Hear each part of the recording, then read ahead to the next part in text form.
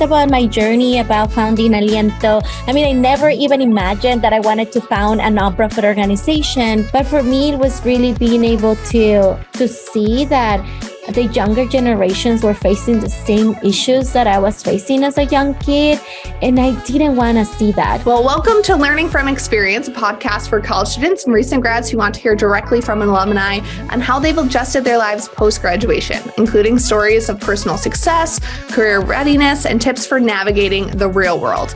Created by the College of Liberal Arts and Sciences at Arizona State University. I'm your host, Megan Finnerty, and today I'm talking with Reyna Montoya. And she graduated from ASU in 2012 with degrees in political science and transborder studies. She also had a dance minor. After ASU, she went on to get a master's degree in secondary education. Throughout her career after ASU, she has engaged in advocacy work to advance justice for immigrant communities as the CEO and founder of Aliento. Thank you so much for coming on. It is so great to meet you and see you, Megan. So please tell me a little bit more about Aliento and the problems that it's working to solve. Yes, so aliento, it's a word in Spanish that translates into breath. But when you give aliento to someone, it's like giving words of encouragement. So we're really at the intersections of education, mental health, and the arts through a systems level approach to really support the undocumented and mixed immigration status community, including our dreamers and undocumented youth. Wonderful. Well, when you started, what were problems that you were facing out in the real world that led you to this? That's a great question. When I reflect about my journey about founding Aliento, I never even imagined that I wanted to found a nonprofit organization. What I actually started at ASU as a student organizer, really fighting for the DREAM Act. And at that moment, I was completely undocumented. I graduated as an undocumented student. We were pushing for a DREAM Act, which would have been a permanent solution and a pathway to citizenship for people like me. And then we weren't able to win that. So we pushed the Obama administration. We were able to organize and we got DACA, which is a temporary work permit program that protects me from deportation. And I'm able to work legally here in the U.S. There's approximately 600,000 people nationwide that are in my same shoes. So at that time, I always say that I was coming out of a high, right? I've graduated college. We won this national policy change that had real impact on people's lives, including mine.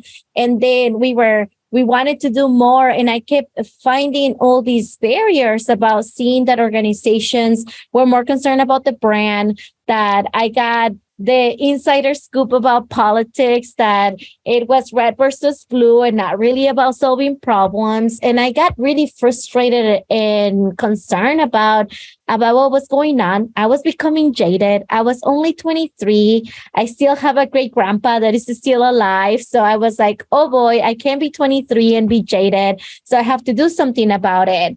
So long story short, I thought that, maybe politics and this social justice movement is not really for me. Maybe I don't have the stomach for it. So I decided to go into the classroom.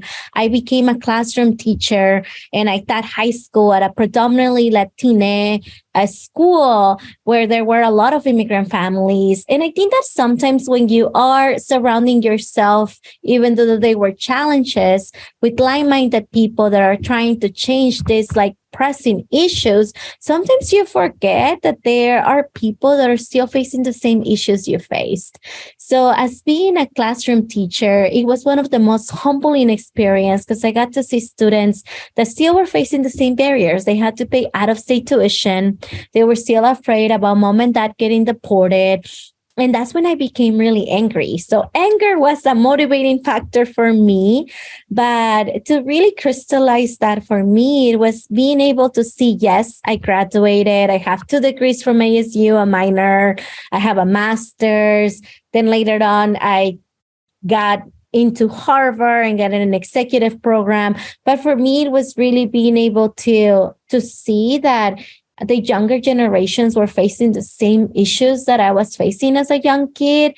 And I didn't want to see that because that's something that we could have prevented. So I think that this is where really it came down to me. For me, it wasn't about founding this nonprofit organization, but it was really trying to be honest with myself and seeing that there were real problems that that real people were facing, and not because I was able to navigate the world in a different way. I had support systems. That means that everybody has that.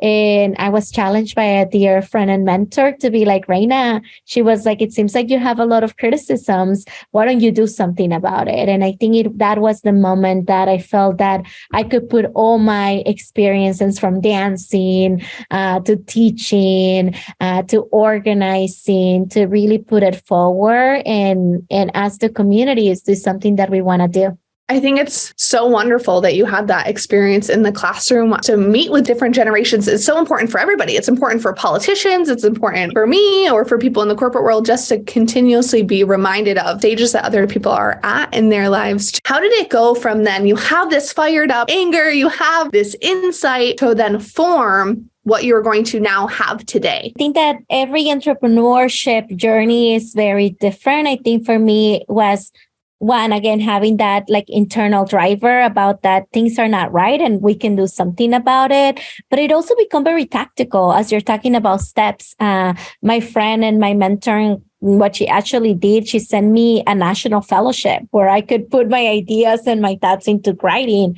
I created a 6-page proposal. So shout out to ASU for helping us like create and really know how to communicate in writing and doing all that research. I was really challenged to put my idea into practice. So I created a 6-page proposal. I competed for this national fellowship that only probably 8 to 15 people get. Only one person since 1997 had ever gotten one in Arizona. So I just felt like, I'm going to do it because yes, it's right. I have to think about what is possible and alternatives rather than just seeing what's not working in society. So I felt really committed to that, but I never imagined that after applying, flying to New York City where they paid for everything and I had to present my idea in front of a panel of 6 people to then being able to receive that award, that I think it really gave me the runway to think through from idea into implementation. For me, my approach was always very community centered, not assuming that communities need help, but really understanding being able to inquire and be like, this is a problem that I am witnessing through my lived experience, through my community organizing, through me being a classroom teacher. Is this something that you're seeing? What are the solutions that you want to see differently? So it was through a lot of listening and conversations. And we have a little value at Aliento that we say we have to show versus tell. So I utilized my dance skills and I recruited a team member also, ASU alum who studies psychology, and she sings as well. So it was you'll sing, I'll dance about our immigration experience and open up the door for a conversation with community. Our first event, we had 50 people in Phoenix. Then we replicated that and we had about 60 people in Mesa. So we had about 100 plus people that were engaged in the early stage of Aliento to really being able to utilize art as a vehicle of healing, but also to really tap into the inner wisdom of impacted communities and be reminded that we are more than the challenges that we face. We're powerful. We have ideas. We're not only the storytellers, but the strategies of our lives. So those were some of the first foundational steps that I took. I mean, later on came up the funding is going to run out, so we need a fundraising plan. Other steps that came was how do we build a team? 3, how do we reach communities that are still terrified of sharing their story of being impacted? And more challenges came as well, that the 2016 election completely changed our timeline and the need of providing mental health support for the communities, but also created an expedited timeline for action. So I wanted to do recommendations 18 months later. The reality was that DACA recipients were a threat of deportation because the DACA program was being litigated. The reality was that in-state tuition was being taken away from DACA recipients. And the reality was that a lot of our high school students no longer qualify for the DACA program because it had ended. So it really created a crisis about things that I was was personally passionate about. But me as a leader, it was really important to listen to the needs of our students and our young people and give them the tools for them to truly take ownership of their lives. And that's why we had to continue to reassess constantly. And that was an important step of the process, and being able to find alternatives and pathways to victory. It sounds like as a leader and in your experience so far, there are challenges that are endless. They are always coming, and having to navigate into the budget, or even just having a team. And then obviously things that happen in policy. So in your experience so far as being the founder and CEO, how have you changed, and how do you see yourself changing now with Aliento in the next couple of years? That's a great question. We're coming out of a high because for the past 4 years, we were laser focused on providing more education opportunities for undocumented students and dreamers. And we won. We won that. There was the passage of Proposition 308, thanks to Arizona voters to siding with us. Now, dreamers have an opportunity to go to higher ed and go to ASU or go to any institution of their choice, be able to pay in tuition and have access to scholarships. And we are really being able to provide education more of as an equalizer for all our communities who are seeking opportunity. So then now what's next, right? We know that also the DACA program remains to be under threat. There is pending litigation, potentially end up at the Supreme Court in 2024, 2025. There is great that we won 308, but now our students and our communities need to know that happened. So how do we make sure that there's not that disconnect? We're still facing that very low numbers of undocumented students that have any type of higher education attainment, where we're looking at 4% compared to other communities. We're really, really low on attainments. When we're also looking at the Latina community, only 22% of them have any type of associate's degree. So we need to do better. But at the same time, I feel that we're really grounded in the challenges that are up ahead. And we're also really grounded on the wisdom of community. And that when we talk and train our students, they're so powerful. We have been taking on a yearly basis more than 300 students to the state capitol, where they get to educate their legislators. We are having mental health check-ins to continue to sustain our spirit as we continue to face the adversities of lives. I mean, I come from a lens around immigration or the lack of having immigration status, but our communities are also impacted like any others by the housing crisis, by the instabilities that we are seeing around inflation, by the prolonged impact of COVID-19 and the damage that it had on the spirit and the isolation that we all felt, and the grief that we still have to overcome, whether because we lost loved ones, unfortunately, or because we lost moments like high school prom or embracing each other during Christmas. So there's a lot of work to be done. And in my leadership, I think adaptability is going to be key. Being able to lead with humanity and with compassion while standing grounding, that regardless of all the obstacles that we're facing, that we can make that choice of centering community and centering the collective impact rather than only seeing for our individual interests moving forward.